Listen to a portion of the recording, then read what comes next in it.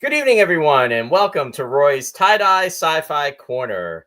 This is episode number 261. May the 4th be with you. And with me tonight to discuss on this fan-made Star Wars holiday day is my son, Ryan. Hey, Ryan. Yeah, or Roy. May the 4th be with you. May the 4th be with you too, Rye. How you doing? I'm doing great. It's Star Wars Day, and it couldn't be a better day to have a little bit of sunshine, a little bit of rain, balance the force of light and dark. It's quite the May 4th. It really is. Well, with that said, I want to welcome some of our viewers that are out there that are checking in to say hi to us. I see Dennis Chevalier is checking in from Canada. Hey, Dennis. He's saying hi, everyone, and may the 4th be with you. And Shari's commenting. She's saying, hey, guys, may the 4th be with you. And she said, you'll be glad to know I'm walking 5 miles Rye while I'm listening. Yes. And I also see Don is out there. Don is joining us. He's saying happy 4th of May. And he's joining us from Delaware. Hey, Don, thanks for joining. And Sherry says she likes your background, right? And Don is saying Matilda May. Yes. Isn't that the film with Patrick Stewart, Don? It's like an inside joke. It's the movie Life Force, which came out actually in 1985, right? Sci-fi film with Sir Patrick Stewart that was in that. But he had a smaller role compared to Matilda May. So it's an ongoing joke on this show. Oh. And May is joining us. Hey, May. May is also joining us from Canada. And she's saying, hi, everybody. May the mysterious unknown force also be with you. And that's a Space 1999 reference. So thank you, May. And Lou is out there, and he's saying hi to both of us, too. Hey, Lou. Howdy. So just want to say, everyone, thanks for joining. And, yeah, we're going to have some fun and talk about Star Wars Day, which has been really like a fan-created holiday, which has actually taken root and stuck. And also, with that, the 20th anniversary release of Revenge of the Sith. So thought that would be kind of fun to talk about because that was actually released for 1 week only, and it was just last week when it ended its run. But yeah, so we were going to talk about that. Just thought it was a good way to tie into everything. So, and yeah, this will just be a kind of a fun discussion, and we'll go from there. Deborah's out there. Hey, Deborah. Deborah's joining us from Lopat, New Jersey, and she's saying hi, Rye.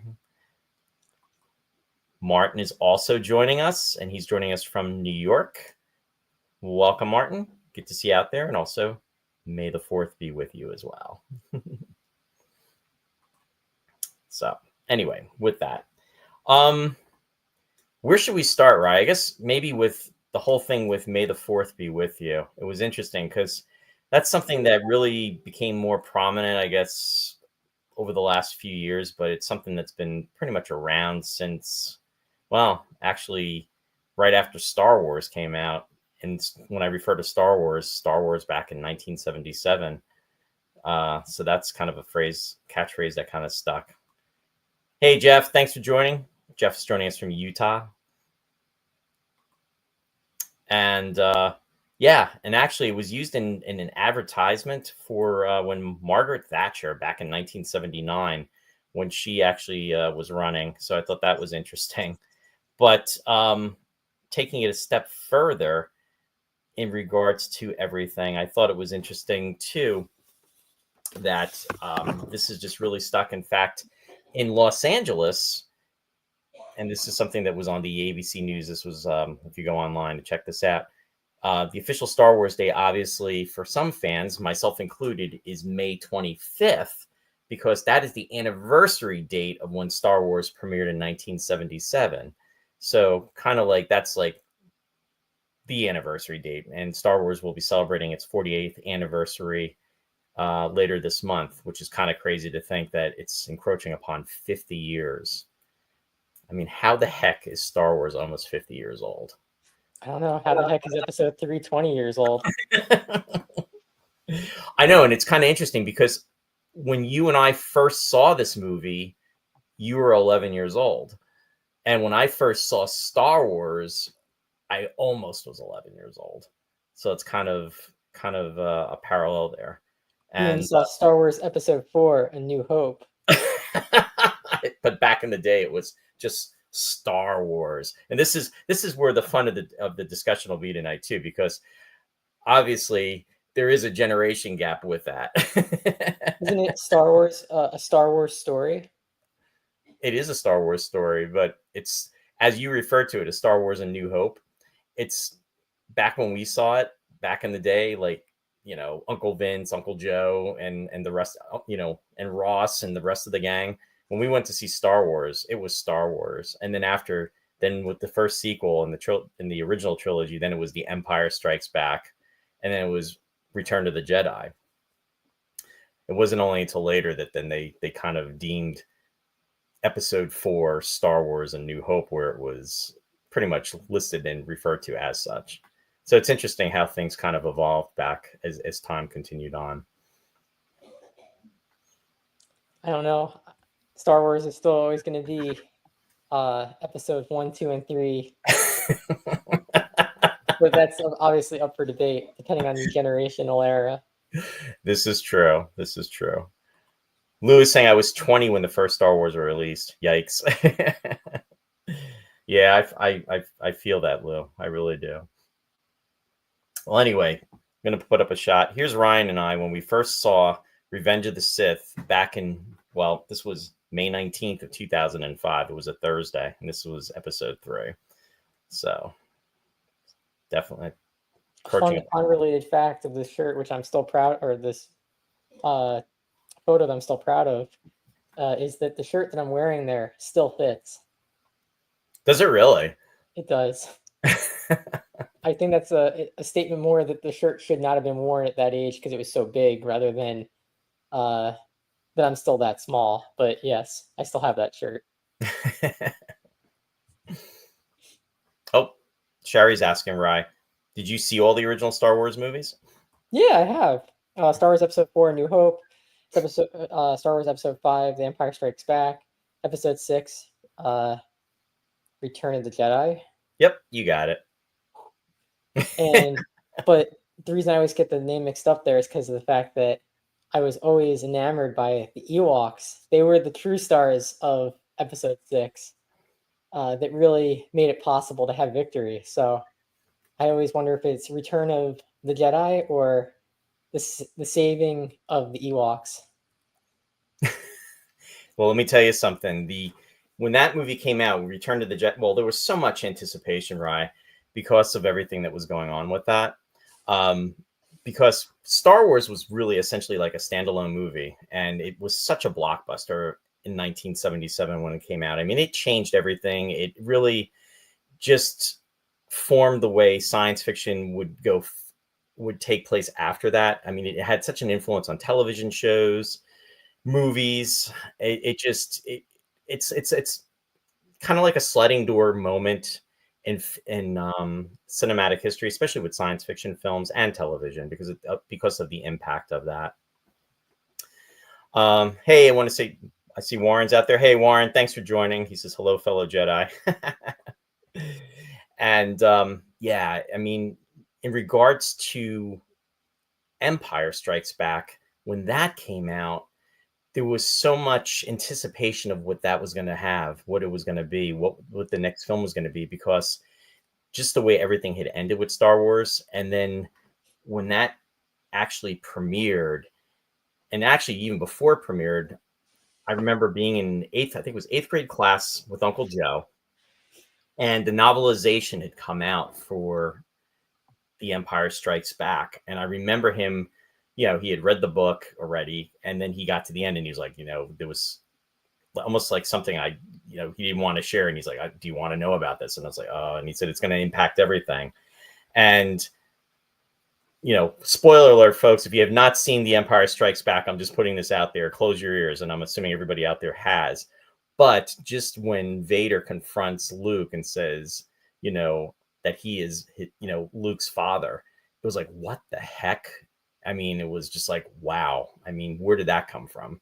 So that was going to be, you talk about cliffhangers and endings, that the anticipation of waiting. And then we had to wait 3 years for Return of the Jedi. So it was pretty huge. Hey, Jeffrey, he's saying, hey guys, so great to see you, Rye. And he said, Ryan, Jeffrey's asking, which is your favorite Star Wars movie? I probably would go Episode 3 is my favorite. Probably because it was most impactful, that 10-year-old, 12-year-old range. And then from there, I actually would put Rogue One as my second favorite. And then from there, Empire Strikes Back. Probably go with Return of the Jedi. Then go to the Clone Wars, A New Hope, or just Star Wars. And then Episode 1. And then if we could just retcon the entire Disney trilogy and just redo it, I'd be perfectly fine with that. When it comes to episodes 7, 8, and 9, and you and I were just talking about this just the other day, or yesterday, in fact, I just kind of like blocked that out. I think about where you had Princess Leia, you had you had Han Solo, Princess Leia, and then of course you had Luke Skywalker with those films. But as far as the story and everything that had been recycled, the direction they went in, it really, really just, I don't even like to even talk about it. Jeffrey's saying great answer. It's interesting though. Empire Strikes Back added the original trilogy for myself was always my favorite, because I really felt that was the strongest story. But in regards to the action and standalone, I really felt it was Star Wars. Jedi, I would say part of the film I enjoyed, but the other part with the Ewoks and everything, it just was really, merchandise. I mean, especially with the Ewoks, I was not a huge, they were cute and everything, but I was 17 years old when I was seeing that film. So I was only 10, so they were cute and fluffy and doing their thing. Exactly. Warren is saying, I'm sold. I remember it being subtitled from the Journal of the Wills. Yeah, I do remember that too, Warren. Yes. I wish Uncle Joe was out there tonight, but unfortunately he's not. Martin said, "Don't forget the classic Star Wars film, the holiday special." Thanks, Martin. You had to ruin it. You know, Martin, talking about that Star Wars holiday film special is like talking about Galactica 1980 when you're talking about Battlestar Galactica. It's all And about the just Wookiees. yeah, yeah. And just for the folks out there, Ross and I actually did cover that Star Wars holiday special about maybe 4 or 5 years ago. Hurt me.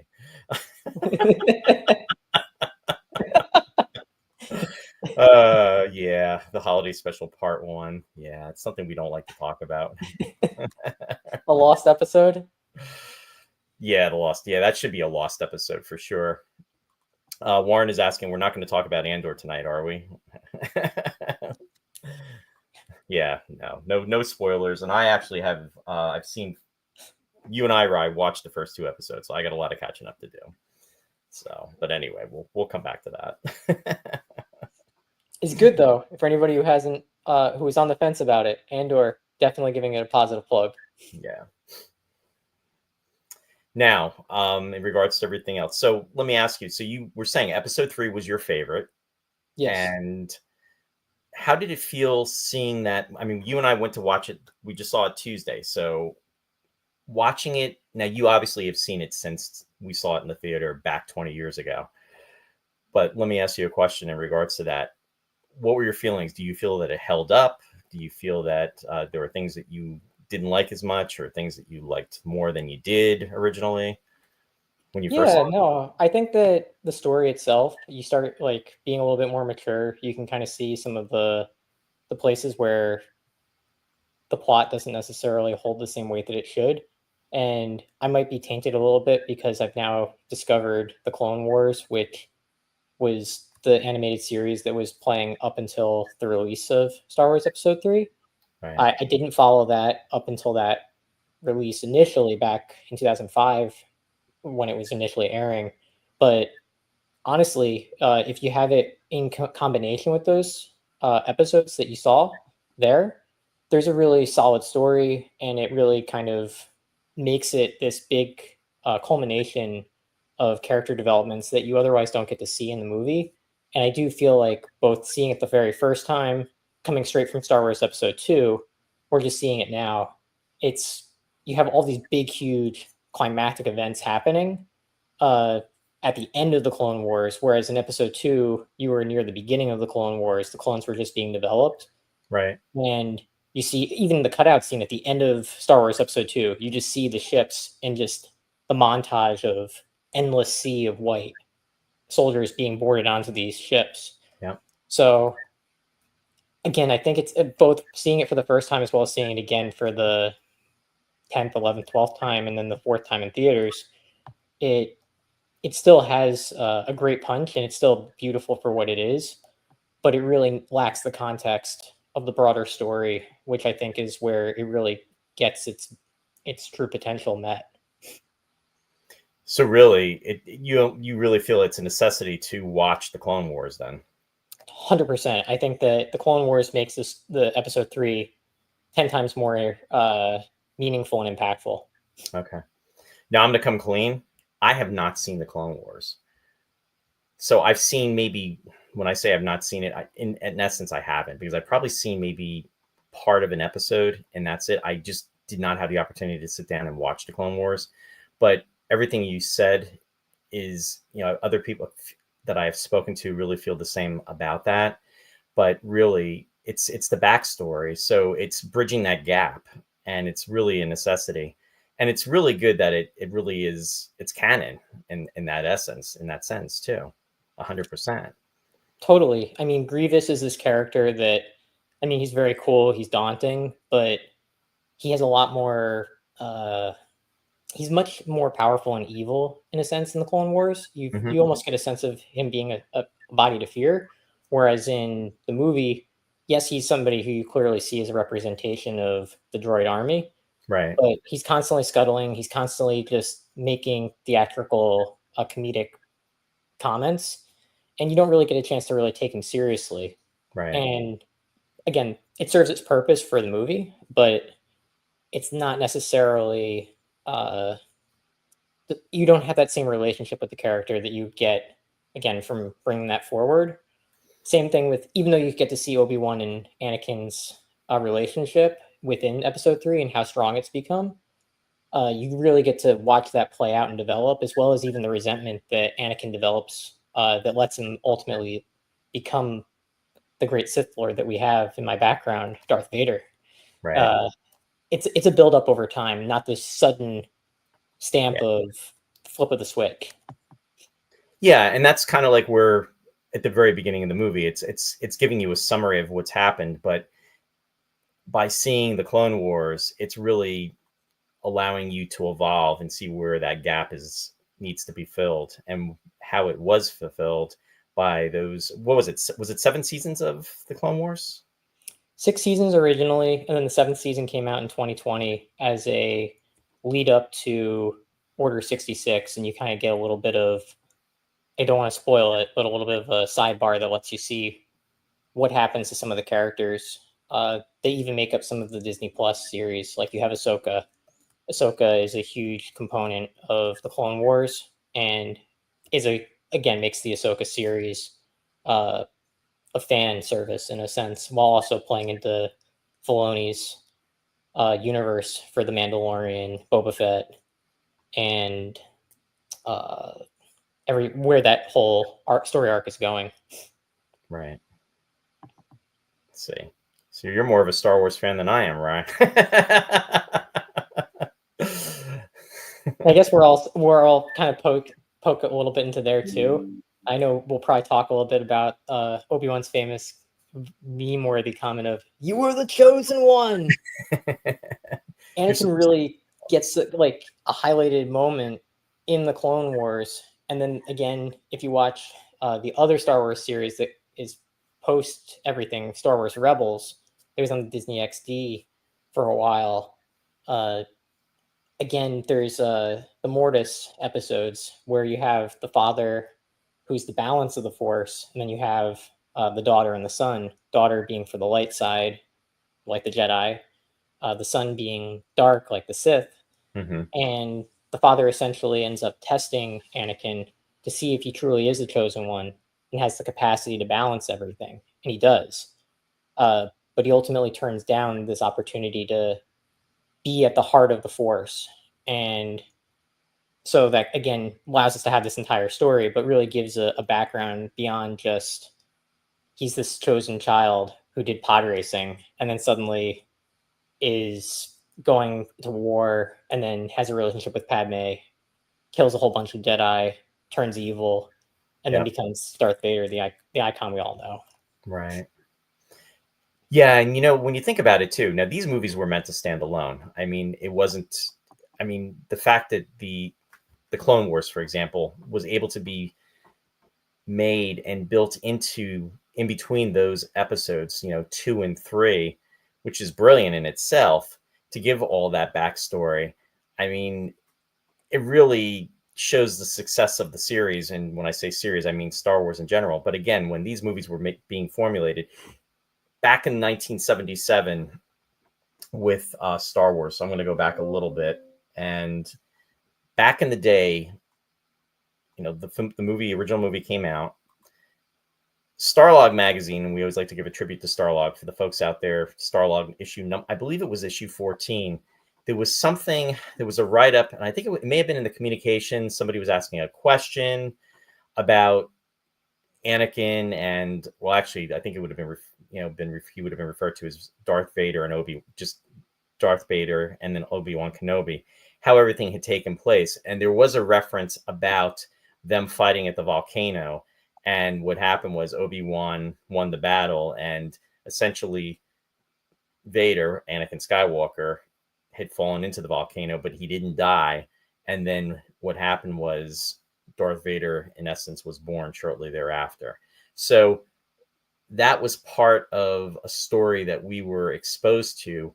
But Lucas supposedly had done an outline of the movies, and he went with episode number 4, Star Wars, A New Hope, because it was essentially the film that could, or the story that could really be the standalone story that could be shown in theaters and just be it, on its own. But due to the success of it, he was able to go on further. Empire Strikes Back, I mean, with the merchandising and everything, he was able to fund the Empire Strikes Back. He didn't really have to have a lot of studio control. He used 20th Century Fox as a distributor, and pretty much, was piloting his own destiny in regards to that. And then after that, everything, of course, was, history. But when Star Wars was being made, I mean, it honestly could have gone in a different direction. I mean, it's just that it was very successful.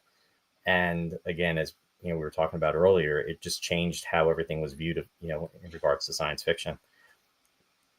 I just want to get caught up on the comments. And Jeffrey's saying, wow, I think the Star Wars sequels are equivalent to Galactica 1980. Yeah, definitely, Jeffrey. I totally agree with that. Jeffrey Rubel saying, in case anyone wants a refresher, Return of the Sith is out right now on TNT. I sent a theme for tonight. Oh, I did not know that.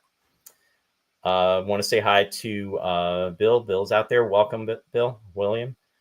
And Warren is saying, strange, they released the novelization of Empire Strikes Back a month ahead of the movie. They'd never do something like that today. Absolutely. I mean, that was the fact that was done. Huge spoiler. And they did that a lot with different movies and also TV show pilots, I believe. That was something that was done as well, Warren. So yeah, good point on that. Bill is saying, I made the mistake of reading it first, and then the big reveal in the movie did not shock me. Yeah, exactly. And talking about books, yes, Splinter of the Mind's Eye, Martin, absolutely. Would have been a good movie adaptation. But alas, the story went for another way in the theaters. And that was by, if I remember, Alan Dean Foster. Hey, Alex, good to see you out there. Alex is joining us from Canada, and she's saying, the Clone Wars was amazing. I'm so glad we got so many touch points. It really makes episode 3 devastating. Yeah, thanks for sharing, Alex. And Martin saying, has anyone watched George Lucas in Love? No. And Bill saying, wasn't Splinter written as a cheap sequel of Star Wars? Didn't do well.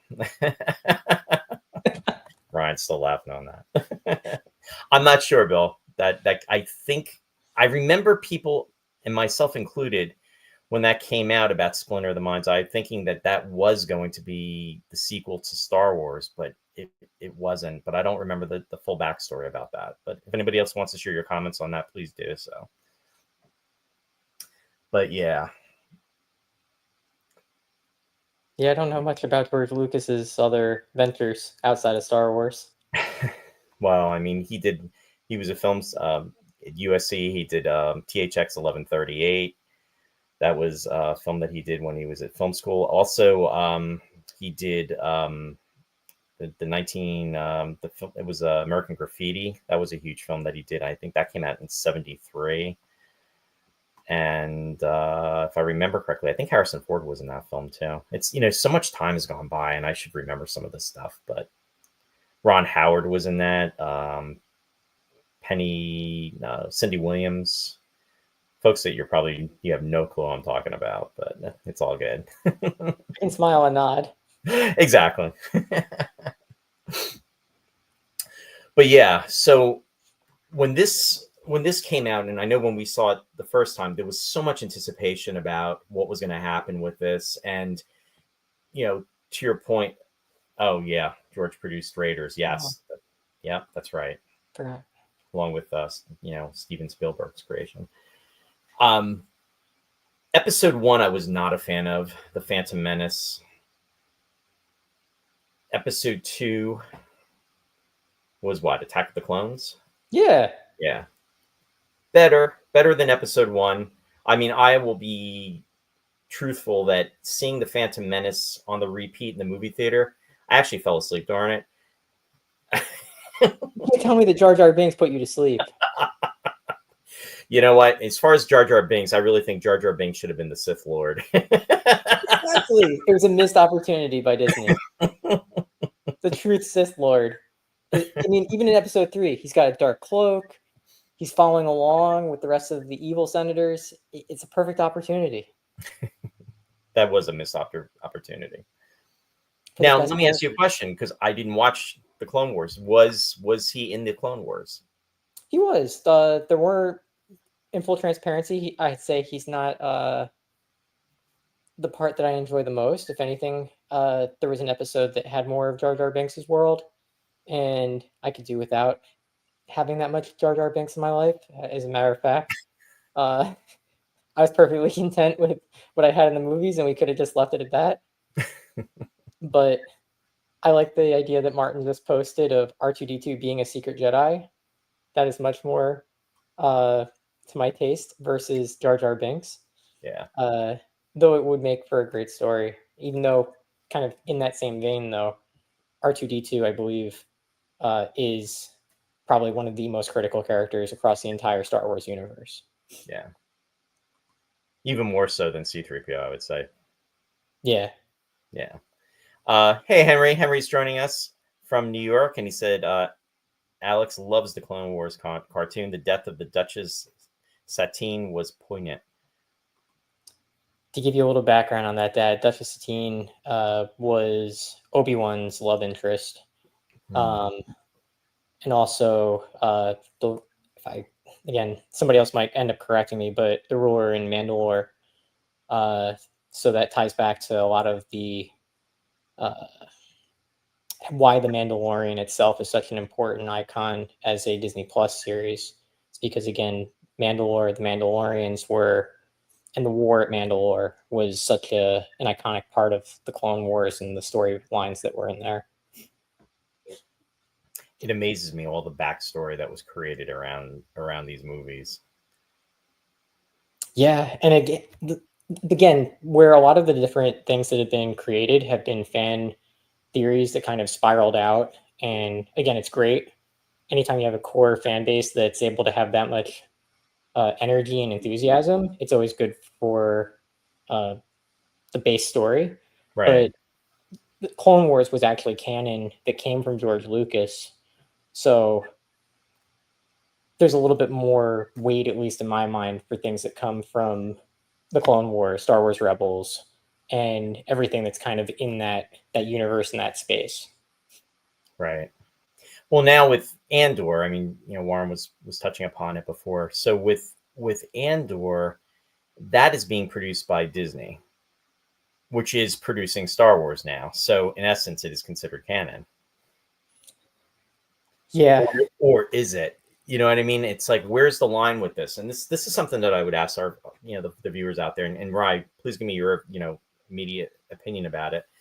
Do you feel that these incarnations, like the Mandalorian, I'll be honest, again, when it comes to Star Wars, I've followed the films. I have not ventured out into all the incarnations that have been done. I mean, Shari and I watched Mandalorian season 1, and that was during COVID. I believe, are they up to season 3, or has season 3 been released now? I'm not even sure.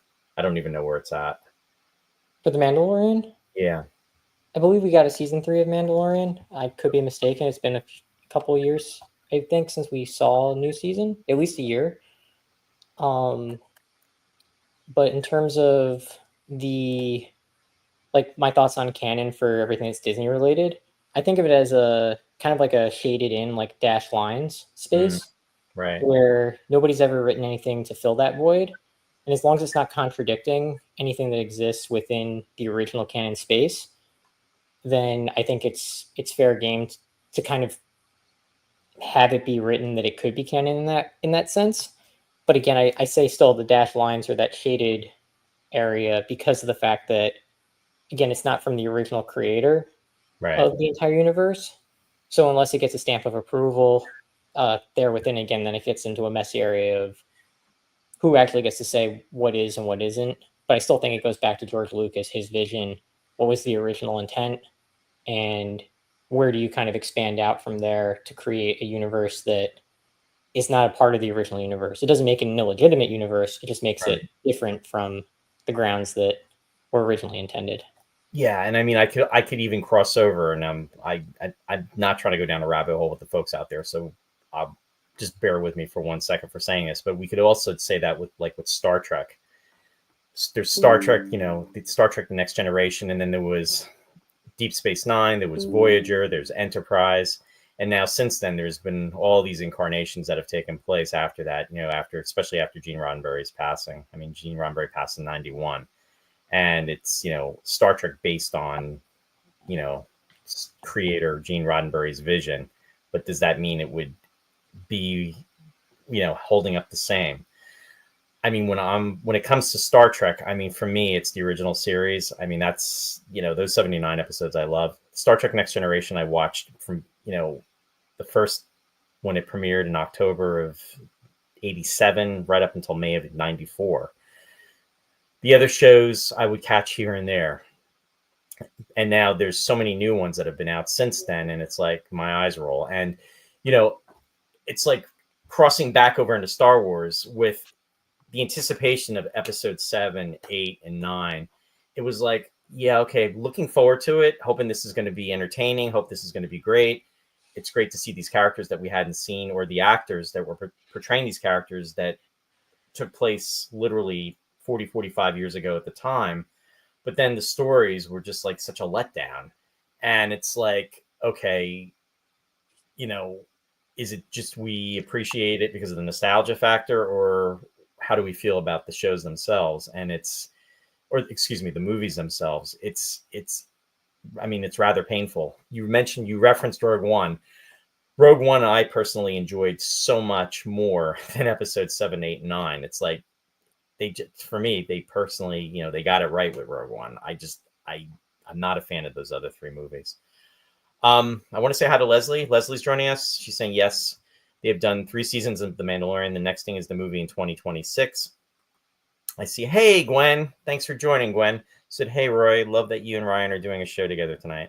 Thanks so much. And hope you're doing well as well. And Gwen is a former co-worker of mine from Lindy. So thanks for being out there, Gwen. Just want to back up on a couple of comments that I may have missed. Let's see. Alex said, Henry Jackson Wright, my best friend and I really wanted Rey to somehow be down the line of Obi-Wan and Satine. Don't ask me how that would have worked. It's just what we wanted. And let's see. Leslie also said, what the guys at Disney have done with all the new content, they have given the original 6 movies much more depth. Yeah, I totally agree with that, Leslie.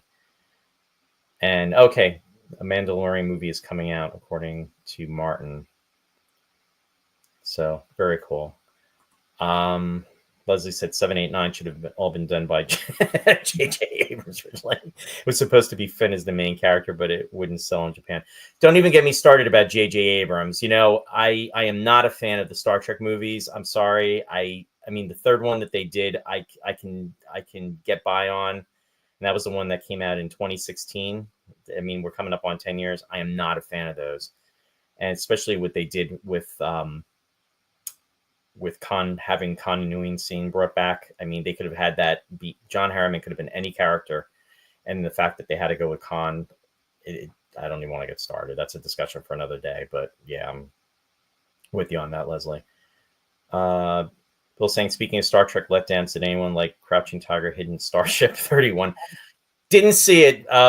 Bill, didn't see it. I love Michelle Yeoh as an actress. I think she's wonderful, and she's great. But I think I made it through the first 10 minutes of that film, and I'm sorry, I stopped after that. I couldn't do it. So anyway, yeah. Hey, Vince. Vince is out there. Uncle Vince. Thanks for joining. And Alex said, I'm so sad over the injustice done to Finn. There was so much potential and talent there. And Jeff Rubel saying, next year's Mando, but it will be about Mando or Katie Shakoff the last season was. Yeah. So I guess I got a lot of catching up to do. Comments on that, Ray, about Finn and everything? I just didn't like the whole new trilogy at all. Episode 7 was a redo of episode 4 for fan service, coupled with a little bit of new villains and throwbacks. And then episode 8 was just a letdown. And then episode 9, honestly, episode 8 and episode 9, I just don't remember. I don't even remember where one had things and the other one had things. It felt like they were splicing things together to try to build characters that they build characters and then cut down characters that you previously had built up. The arcs were just crashing into each other, and then it all culminated with a big scene of the whole Palpatine Rey thing, and it really just felt kind of corny, and I was completely just checked out after that happened. I just was like, you had so much potential with this trilogy, and I honestly felt like Obi-Wan wanting to yell at Anakin, "You were supposed to be the chosen one. You were supposed to bring balance, Yeah. destroy the Sith." And instead we were just literally rebuilding them, and it just didn't make any sense to me for what we were doing with the characters, the potential, the build up, the fandom, the big buy from Disney to have the opportunity to expand the universe. And again, I think that then ties back into Filoni's universe being this like saving grace of we still have all this room and all this content that we can develop. And I think that the Mandalorian movie is probably going to be a little bit of Mando and Katie Sackhoff's storylines kind of clashing. It's really hard to say. And then you have all the other characters that are built up in his universe now that I think, honestly, I'm really excited about seeing Ahsoka season 2. But again, that's because I'm partial to episode 3, the Star Wars Rebels, Thawne, and everything coming out of that. And I think that it's really going to bring a whole lot of opportunities to the storyline that we haven't seen yet. And seeing what they did with Rogue One, again, that's a great a great example of having, what's at the front, what's at the back, but you can still have brilliant storytelling in the middle. And that's really what I'm hoping to see when we get these movies from Filoni. So really, that sounds like that's going to be the saving grace of Star Wars then, based on what you're saying. In my opinion, I think that's where we're placing all the eggs now. So I'm hoping that those eggs turn out golden. Yeah. Alex said that she agrees with you and so much potential wasted. Now, Warren has been going on about Andor quite a bit lately, about how much he really is a fan of it. Now, with Andor, I mean, really, it is like retro 1970. They're really holding true to Star Wars in that sense, which is, and again, I was just talking to you about this yesterday. The frustration level is with, and again, I'm going to cross over, folks, in regards to Star Trek. It's like when you were watching Star Trek and the progression of time, it's like everything needs to be souped up. It's like, why can't we honor and hold true to what was in the 1960s? I mean, it still could be very impressive without having it look like you're in an arcade. I mean, I'm sorry, with all the light flares and everything, especially with those movies. Not a fan. Hey, Randy, thanks for joining. Randy's joining us from Wisconsin, and he said completely agree on Rogue One.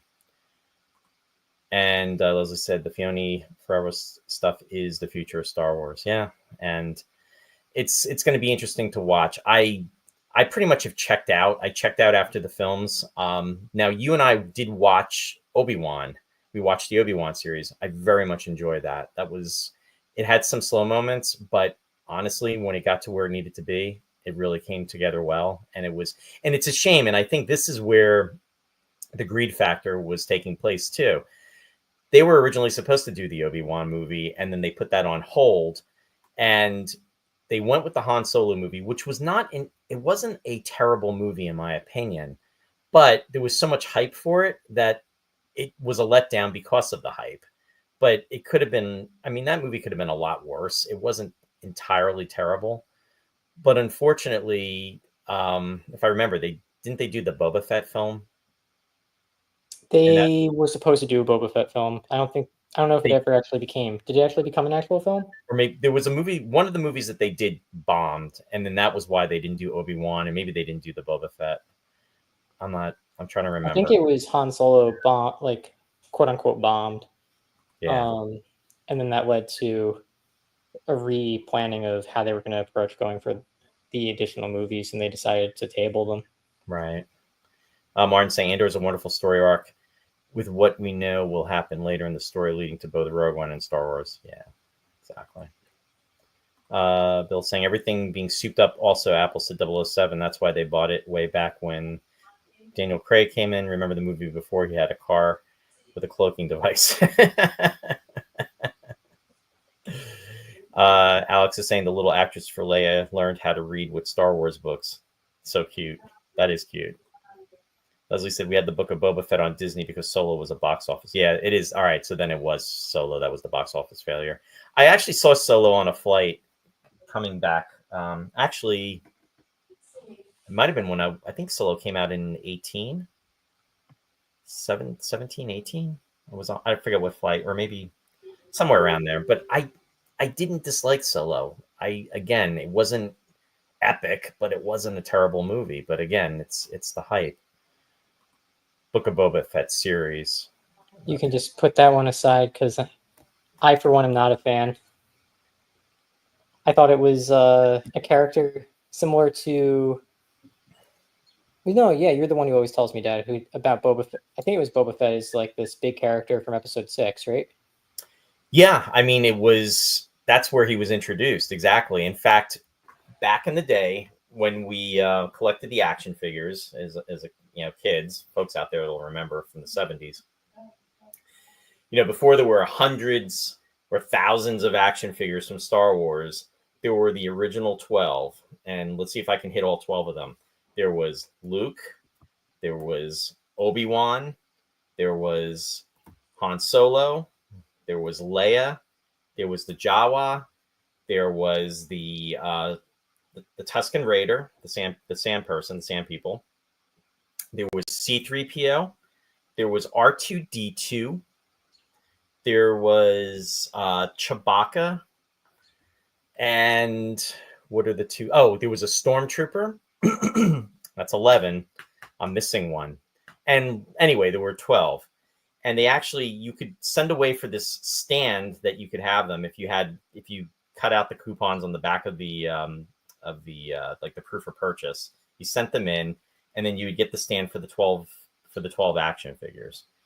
And then there was this special release that was going to be taking place, and it was for this new character that was going to be in Empire Strikes Back, which was going to be Boba Fett. And that was where, again, merchandise and the hoopla around the character that he was going to be an integral part of the movie. And he was the bounty hunter that essentially was after Han Solo and captures Han Solo in Empire Strikes Back. But then he's in Jedi, and then he pretty much, he pretty much meets his death, and he's like taken out in the beginning portion, like in the first, 1/4 of the film. So it was kind of like a letdown because there was all this build up for him and everything. Hey, Jenny. Jenny's joining us from Australia. Welcome, Jenny. Good to see you out there. She's saying, oops, late, but hello. May the 4th be with you. Vince is saying Death Star worker with the big gray helmet. Yes, thank you, Vince. That was the 12th. Yes, good job. Truth be told, I think Uncle Vince still has my action figures somewhere. I seem to recall leaving them at his house, and they never made their way back. Are they still on the stand? No. The Kenner days, yes, the Kenner box. Yep. A jury, 12 action figures, a jury of your peers. Yeah, exactly, Bill. That's funny. Like all the memories of that stuff. And now look at all the action figures and everything that's been released. Yeah, back in the day, I had the what was it? The X-wing, and I had the land speeder. Those were the two. Leslie says I have my original ones plus the Darth Vader case. Wow, nice. You've got the Lego Millennium Falcon, right? I do. I don't have the super expensive one that's the oldest one, but I have the one that came out the second time, and it was kind of in the middle. Yeah. There's much more affordable Millennium Falcons, and probably they're a little bit more durable now too. Yeah, gotta love the Legos. I always wanted the Death Star, but that thing was just amazing. I wonder if anybody has those. I love the models. Yeah. So anyway, in regards to that, now favorite moments from the bubblegum cards. Yes, there was the 5 different sets. There was the blue, the red, the green, the yellow, and the orange. And I'm pretty sure it was the blue and the red that was the first 2 that were the order for the way they were. They were released. So if anybody has the original set of those, they're probably worth a small fortune. And that's going back, again, 48 years. Let's see. Leslie saying a land speeder, X-wing, Millennium Falcon, a wing, and a tauntaun. Yeah. But alrighty, now going back to episode 3, favorite moments. This film had major lightsaber battles. Now, in speaking in regards to Shari, you had your toys. Every time I have like Space 1999 on or Star Trek, she'll say it's a toy, and then with Star Trek, I'll say no, it's not. It's CGI. And I'm referring to the new ones, obviously. Not the old. But lightsaber battles. That was the one thing I loved in The Phantom Menace, also Attack of the Clones. But this film, intense lightsaber battles. I mean, the film even opened with Count Dooku and Obi-Wan and Anakin having a somewhat moderate lightsaber battle. But, I mean, that definitely counts as one. But the next one that was super intense was between Mace Windu and also Palpatine. That was just like incredible. And I was actually going to try to like show that to the folks out there. I mean, and actually, you know what? I'm going to try to do that. So bear with me as I tempt fate. And I'm going to share this on the screen, folks. Let's see. Hopefully this works. And let's just have a little fun here. You're fulfilling your destiny, Dad.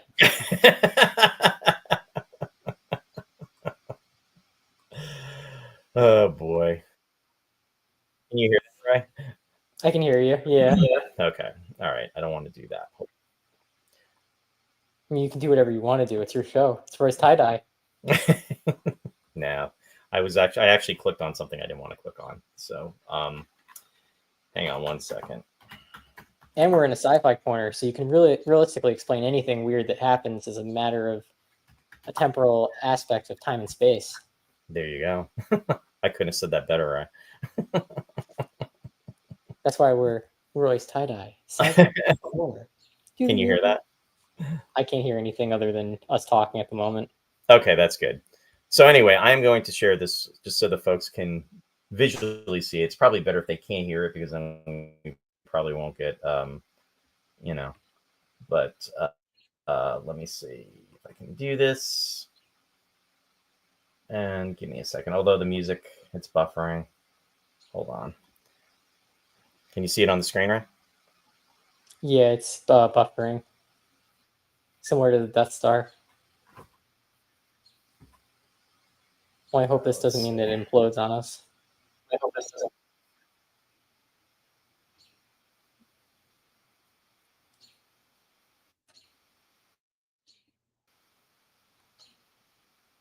You hear it, right? I cannot hear it, but we're about to have treason committed.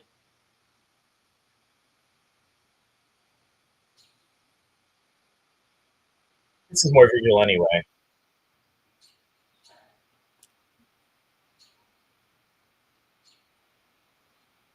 Good old Palpatine. This is incredible. Just takes them all out. I mean, I never really thought about it, but with the lightsabers, yeah. Purple being blue and red, amazing. Mace Windu's kind of fitting as the character that has everything that happens here, given the fact that it's kind of a tension between being more civil and being more aggressive. Say again, right? The fact that Mace Windu's lightsaber is purple, I know it's just because Samuel Jackson asked it for it to be purple. Right. But realistically, purple is perfect because of the blue and the red being a mixture of the Sith and the Jedi. And for the character that decides to kind of essentially show that he's willing to break away from the Jedi way, Yeah. I don't think there was a more fitting color to have doing that than purple.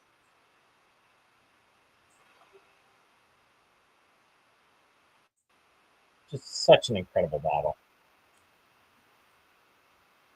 It gets old to watch. It always makes you wonder if Palpatine actually knew that Anakin was already on his way, or Yeah. if it was actually a case if he was actually about to be killed. Well, as he says, he was fulfilling his destiny.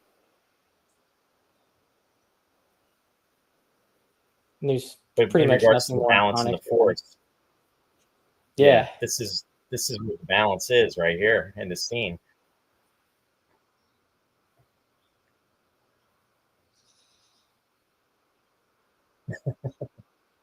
Just And so evil.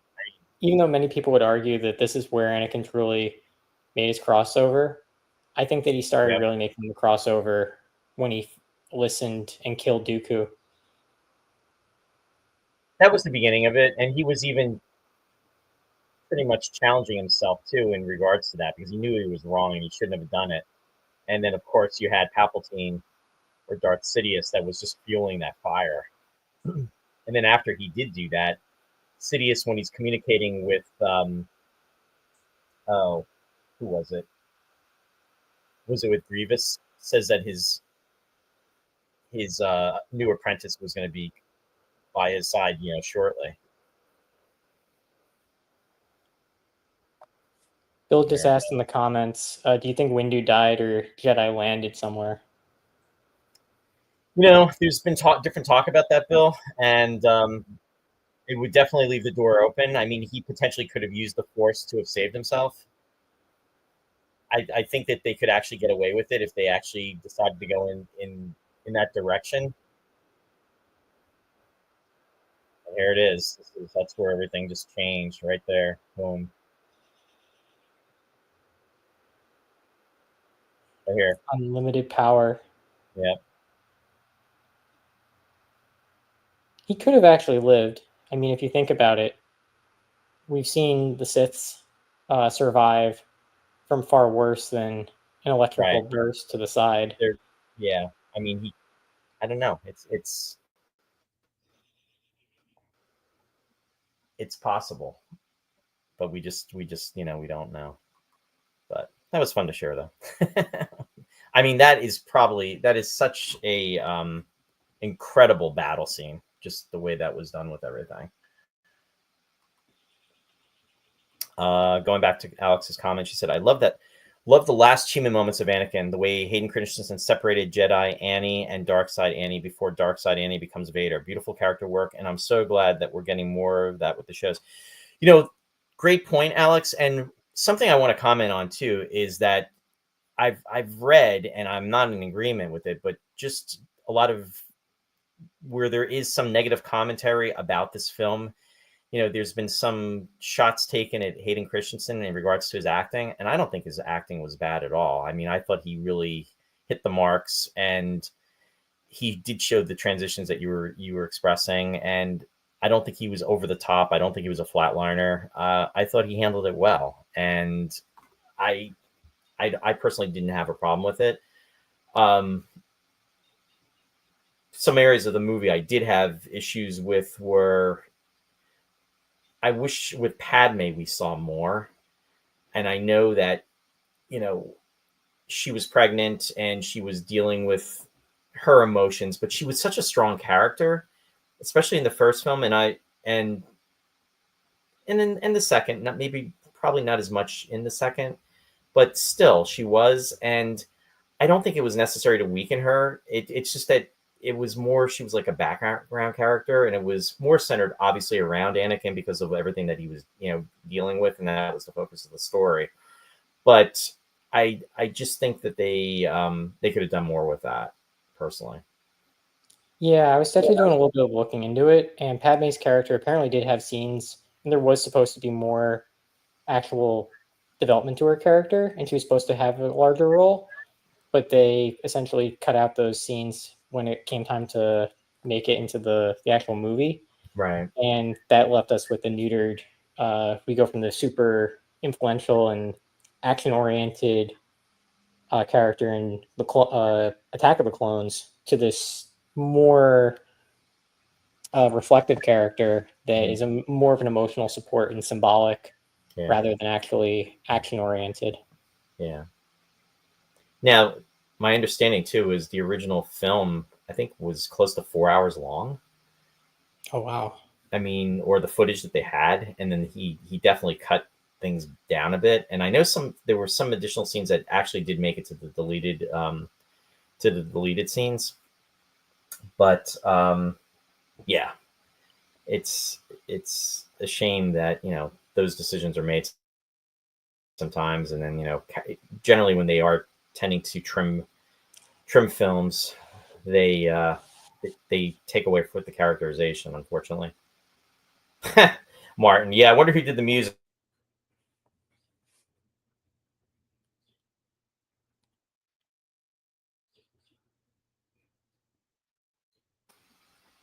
You still there, Ryan? I'm still here, Dad. Yeah. I think the force was interrupting us. You started talking about the music, and then you were caught in a laugh. Yeah, should have done a part 1 and 2. Then I'd love to see all the. Yeah, exactly, Alex. I agree. Yeah, what I was saying about the music. I wonder who did the music. Couldn't have been Johnny Williams, could it? Where's Ross when I need him? I was just gonna say, even when I was getting ready to come on with you, Dad, that I was like, man, Ross is gonna be sorely missed because John Williams is such a critical aspect of the development of the score and everything that really makes a lot of the moments really impactful, especially at the end of the episode 3 with the tied in to kind of transition towards episode 4 or just Star Wars. And yeah, so you were about to go to the slides. It's all good. Another slide I wanted to show too is we were actually I'll come back to that later. We can wait on that. That's okay. Now that was the first lightsaber battle that was incredible.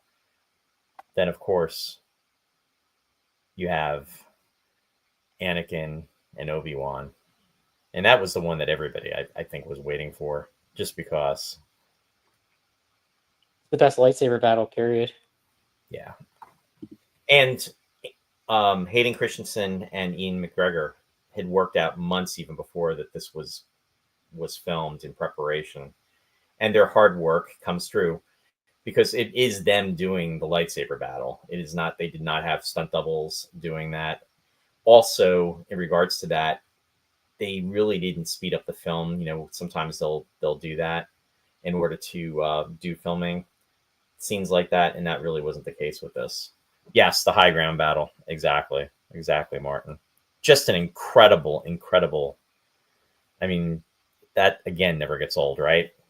No, you can watch that over and over again. Yeah. I mean, my friends still quote it. We'll joke. I think I like the scene. My friends could quote the entire thing from top to bottom with tones just caught off guard in the middle of, you could be at a bar and just start the dialogue and they'll keep it going. And then, I mean, it's iconic. We grew up with it. If you were old, young, you just discovered it. It's just cool. You just reminded me of something when you're saying about being at a bar and friends can do that. I remember this is in the 80s. I was with Uncle Vince, and he was with another mutual friend, Rob Lucchese, and it was a mutual friend of theirs, Brad. Brad was this huge Star Trek fan, and then you had me, who's also a huge Star Trek fan, and I'm talking original series. And we were at a place called Duke's, which was at the Phillipsburg Mall, which is not there anymore, which got leveled just a couple of years ago. And it was the Wednesday. I'm sorry, it was the Wednesday before Thanksgiving, which is like the biggest bar night of the year. And this was probably, I think, in the late 80s. It was probably like 89, 88, 89. And we're sitting there doing shots and doing Star Trek trivia. And no doubt I would be disappointed if you didn't win or at least chime in. we were having our fun, and it was good banter back and forth. But it just kind of reminded me of when you were saying about, your friends, going back and forth with Star Wars, Star Wars dialogue. So anyway, it's kind of fun. It's good to know that type of tradition marches on It does in different in forms different and generations. media. Oh boy. Let's see. Bill saying I was waiting for that battle since 1977 when Lucas spoke about it in the Rolling Stone interview. Yeah, exactly. See, and that's Bill. Before you came on, I was referencing in the Starlog magazine that there was an issue, and I'm pretty sure it's issue 14. There was a mention of that battle taking place, and that's where I first heard about it. And yeah, and you have this vision in your mind of how that was going to ensue. So, Alex is saying, was it worth it? Are you talking about the drinking game, Alex? And Vince is saying there were no winners that night. I take Uncle Vince was double on the non-win. Oh boy, that's just funny. And then talking about other lightsaber battles, we can't forget about Yoda and Palpatine. That in itself was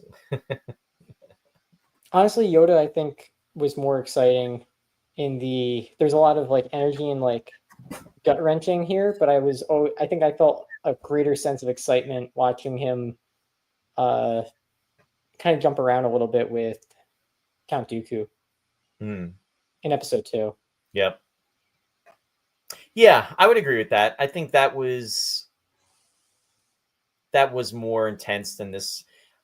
This was almost a letdown because I mean, He had to let's face fail. it, we knew that Yoda wasn't going to we knew he wasn't going to defeat Palpatine because of we know what the facts are. You know what I mean?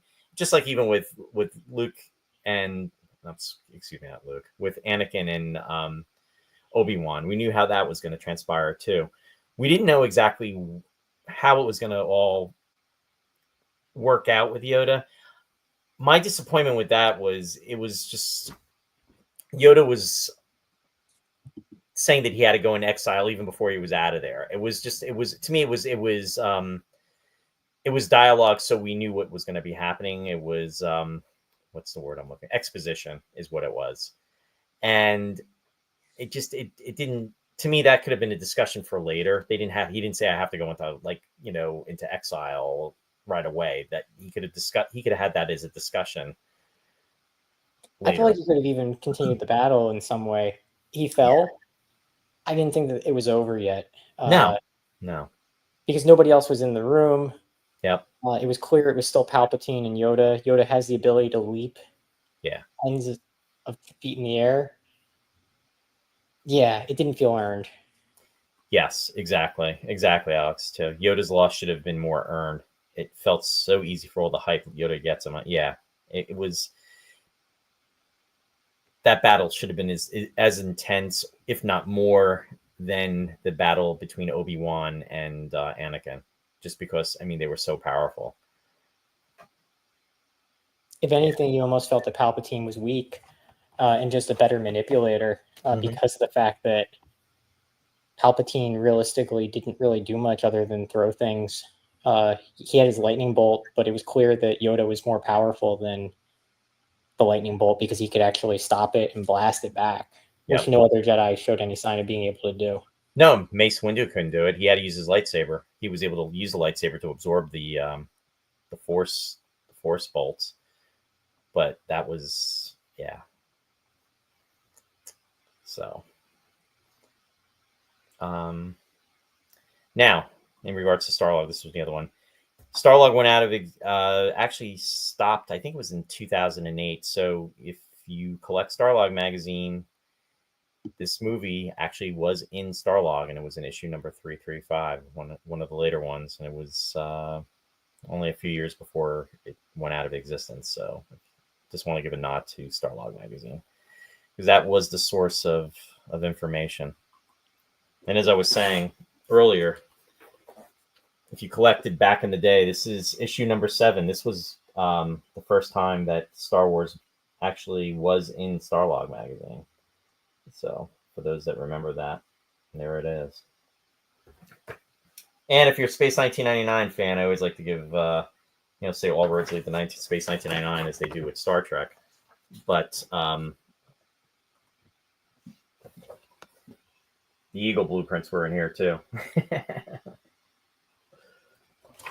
I'd be disappointed if you didn't have an Eagle reference.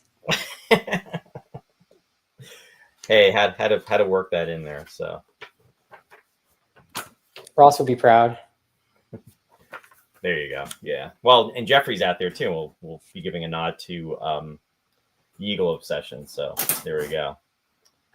But anyway, yeah, good stuff. Alex is, let's see, she said, Palpatine didn't do much other than throw things. Best line tonight so far. My house is rolling with laughter. Palpatine with what a baby. It's true.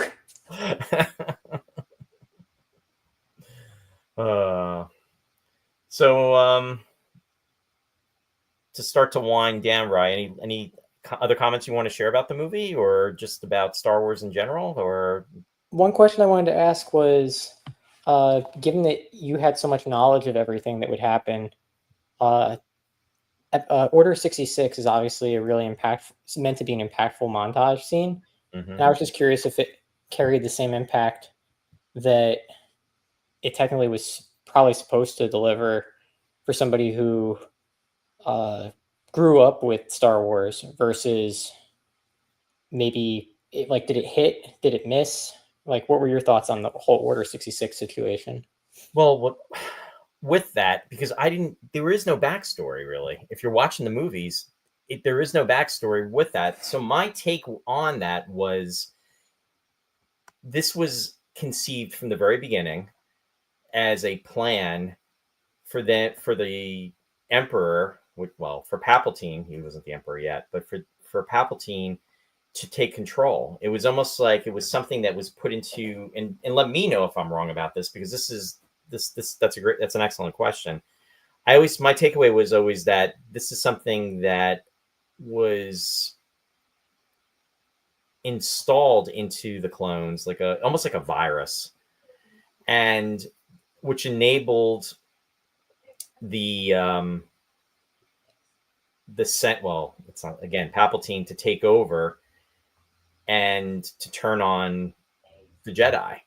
And it was like he was waiting for the right time to execute it. But everything, I mean, one could ask, why wasn't this done sooner? The problem with the stormtroopers, the clones were the stormtroopers.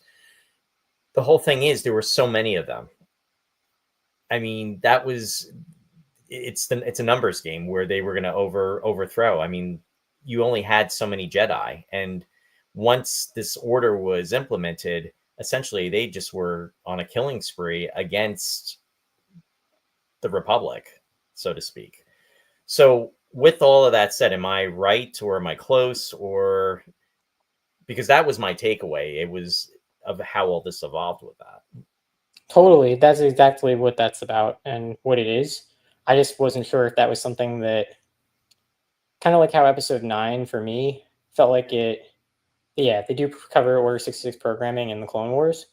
I wasn't sure if it hit in a way that, like, without having that background knowledge, whether or not it was something that felt like a revelation, or if it felt just kind of felt corny, if it felt this is devastating. Because back to your point of the movie's design, like, theoretically a movie should be able to stand on its own, and a trilogy should be able to stand on its own as movies. We obviously know that there are all these other great stories that kind of bolster it up, and I'm again tainted in the fact that I have those backgrounds. So that was where my curiosity kind of sparked from. Now, Alex just she commented. She said, they do cover the Order 66 programming in Clone Wars. It's devastating in and of that episode, let alone once we see it actually happen. And Martin said, yes, then he would have a ready-made army for Palpatine to use at will. So they cover that then. They explain all of that. Yeah. Yeah. I mean, as that was occurring in the film, it was like, it was devastating, because the one stormtrooper, the one clone, Cody, was almost like friends with Obi-Wan, and then he basically turns on him just like that. I mean, it just goes right out the window. And then when you see that they're all in these, all the different Jedis are leading these different areas of assault, and they're being picked off one by one. It's just it's horrific. But no, excellent question, Ryan. Yeah, and the other thing is, for me, it was it was even with even with the first movie, it was a form of nostalgia. And when I say the first movie, I'm talking about episode 1, when they did the release of that. It really brought back a lot of memories of seeing the original trilogy like 20 plus years before, because I think, what was it, came out in 1999, so it would have been, what, 22, it was only 22, only it had only been 22 years at that period of time that the original movie, the original Star Wars film, episode 4, had come out. And then here they went back and they did episode 1, and then they did episode 2, and then 3. Let me see here. Bill's saying Order 66 wasn't used to destroy the Republic. It was used to destroy the Jedi, who were declared enemies of the Republic. It was then remade into the Empire. Okay. Gotcha. Yeah, well said. And Alex said, when I saw episode 3 originally, I had no context for Order 66, so it didn't hit me at all the way it does now, having years of experience between Obi and Cody, Ani and Rex. Okay, yeah. Yeah, and that's the other thing, too, because, and to your point, Bill, when Senator Adala lands and he goes to the Jedi Temple, they don't shoot at him. The Clone Wars do not. They basically tell him that he has to leave, and then he wants to go in, and then they pretty much, pull their guns on him and says, you better leave now. And that's just as the younglings, or the one youngling, is trying to make his way out, and he gets killed. And then he yells and screams, and then he flies away. But they don't pursue him, because, to your point, he wasn't a threat. It was essentially the Jedi that were considered the threat. Let's see. Warren is saying, did either of you see the cut scene from Revenge of the Sith featuring Mon Mothma? Actress Geneva Riley, 20 years later, same actress. She's still chewing up the scenery in Andor. She deserves more than a few awards for her performance. No, I did not, Warren. Did you see that, Warren? Ryan? I did not see it, but I know the character he's talking about. What character is that? It's another character that, to his point, is big in Andor. Also, it's important. You just brought up for Rogue One as well. I don't remember the name of the planet off the top of my head, but he has a critical role in being able to undermine the Empire. And yeah, I agree that she's a very powerful actress and character. So being able to see the deleted scene, which I've missed, I can't speak on it, but I'm definitely going to be looking that up after we get off. Oh, I know who the actress is. Okay. Gotcha. Yep. I know who she is now. From Return of the Jedi. Yes. I just saw the picture of her. Okay. I was not aware of her, of that, though. Thanks for sharing, Warren. That's cool. Good to know. Yeah. It's fun to learn about all these backstories and everything. Yes. I remember the quote. Yep. Yeah. Good one. Any other comments you want to add to, Ryan? I think that's all the main ones I have right now. Okay. So what I'm going to do is I'm going to go to the shout outs portion of the show. And folks, if you have any other comments that you would like to post about what we were discussing, please do so, and we will come back to them and address those comments. But I'm going to do the shout outs first. So just bear with me. And we'll start. Ryan, with regards to shout outs, you're leading out tonight. So yeah, Run by Ryan is my run coaching. I love working with individuals, whether they're just starting running. They've been chasing their PRs for years. You could be somebody who's chasing elite status for Olympic trial qualifiers, somebody who's just looking to run your first 5K. I break it down in a personalized manner. I have a master's in physiology. I've worked with youth athletes. I've worked with high school athletes, college athletes, friends, family. It's something I enjoy doing. I didn't used to charge for it way back, and I realized people pay you for what you know or what you can do, and this is the intersection of both. So if you ever have any questions, I'd be happy to assist in whatever way I can. If it makes sense to have a full partnership, we can do that, but don't hesitate to reach out if any fitness questions you have, and we can map out either the starting or a full-blown plan. So yeah, reach out. runbyryan.com is my website. runbyryan@gmail.com is my email. Great. Thanks so much, Ray. Thanks, Dad. Yeah, absolutely. And okay, so let me go back. Okay, I want to give a shout out to our friends Mike and Mary Beth from Sci-Fi Distilled. Mike and Mary Beth are on Wednesday nights, and they are on at 7 p.m. Their next discussion is going to be taking place. In fact, they're going to be celebrating Star Wars for the month of May. So definitely check them out. And again, they are on at 7 p.m. and that is on Wednesday nights. And that's Sci-Fi Distilled. And I want to give a shout out to Country Gate players. My friend Bill Scarrato, in regards to Country Gate, the website is www.countrygate.org. Countrygate has been in existence for over 50 years. If you are in the Belvedere, Harmony, New Jersey area, you definitely will want to check them out. And the next show up is going to be Death of a Salesman, the classic show, classic story. The performances are going to be taking place May 31st through June 8th. And you can get information for tickets, again, by going to the website. Also, Bill does a website outside of the theater as well, and it is www.billscarrato.com. So definitely check out Country Gate. And again, that's in the Belvedere, New Jersey area, Belvedere. And also want to give a shout out to Captain Phil for Captain Phil's Planet.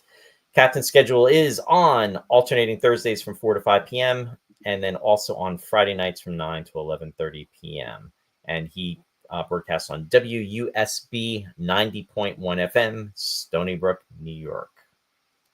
And also, Jeffrey's out there. Want to give a shout out to Jeffrey for the Eagle Obsession documentary, which is going to be premiering this year. For information, the website is www.eagledocumentary.com. Again, my friend Jeffrey Morris is the film is going to be showcased at Wonderfest. I will be putting up a slide about the dates for Wonderfest.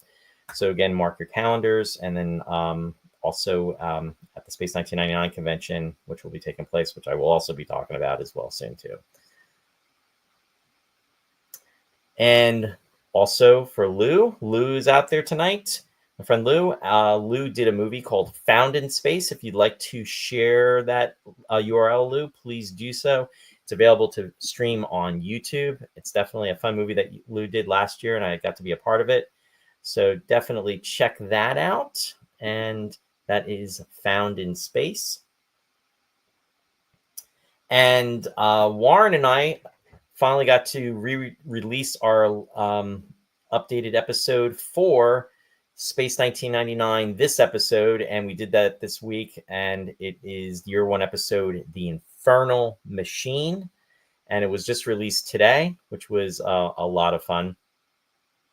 And that we are closing in on the end of year one. We are winding down, so definitely check that out. You can check that out on YouTube as well. And again, it is Space 1999 podcast, this episode. We had a lot of fun, and our special guest that joined us was John Kenneth Muir, and we had a really nice time talking to John about this. So definitely check that out. And then also in regards to Wonderfest, 35th anniversary convention is taking place May 31st to June 1st, and the website address is www.wonderfest.com. I was talking about the Eagle Obsession being showcased there. It's going to be a special screening. Also, Nick Tate from Space 1999 will also be there, aka Alan Carter. So definitely mark your dates for that. Also, want to give a shout out to Star Trek The Original Series Set Tour. William Shatner is back June 27th, 28th, and 29th. The captain will be there. To check out the website, it's www.startrektour.com. Alex is out there. Alex is going to be up there as well. Mike and Mary Beth, and a lot of other friends too. So definitely check that out. That's coming up, and that's going to be towards the end of June. Looking forward to seeing William Shatner again. And then not just William Shatner will be there, but also Franz Nguyen, who was the Dolman of Elas, and then also Barbara Luna, the captain's woman from Mirror Mirror. So also they will be there as well. So looking forward to that. And again, I was talking about the Space 1999 convention that I'm doing with my friend Warren is out there. And we are doing this, and this is scheduled for September 12th and through the 14th of 2025, not 2024. I got to correct the date. So that is going to be taking place. And it's going to be a very fun event. And also on Breakaway Day, it's going to be a special event because two conventions, the convention that's going to be taking place in Los Angeles will also be connecting with the convention that's taking place in Italy. So it's going to be online as well, and that'll be taking place on Breakaway Day. And very much looking forward to Barbara Bain, Nick Tate, and other folks being there. So just putting some information out there. So stay tuned. And again, this is going to be September 12th through the 14th. And for the website address, www.space199950years.com. So definitely mark the calendar for that special event for the 50th anniversary celebration. And also want to give a shout out to Martha from Studio One Thrift. Martha is in Strasburg, Pennsylvania at 115 Clinton Avenue, and Studio One Thrift showcases a fantastic lineup for all seasons, all year long, of quality, stylish, affordable clothing for men and women. You can receive styling tips and informational updates. The website address is www.studioonethrift.com. Be sure to register. And also have to give a shout out to my friend and co-host, Mr. Ross Amico. Ross is unfortunately not here tonight, but Ross has 3 programs that he does, and they are on Fridays, Saturdays, and Sundays. Friday is Picture Perfect, and that is on 8 p.m. Eastern Daylight Time. Sweetness and Light on Saturdays at 11 a.m. at Eastern Daylight Time, and The Lost Chord, 7 p.m. Eastern Daylight Time. And the URL which you can go to view that is kwox.uroregon.edu. So definitely, and Ross does a Facebook page and basically a blog and talks about what each episode will be about, and he does a teaser on that blog. So again, and that is under Classic Ross Amico.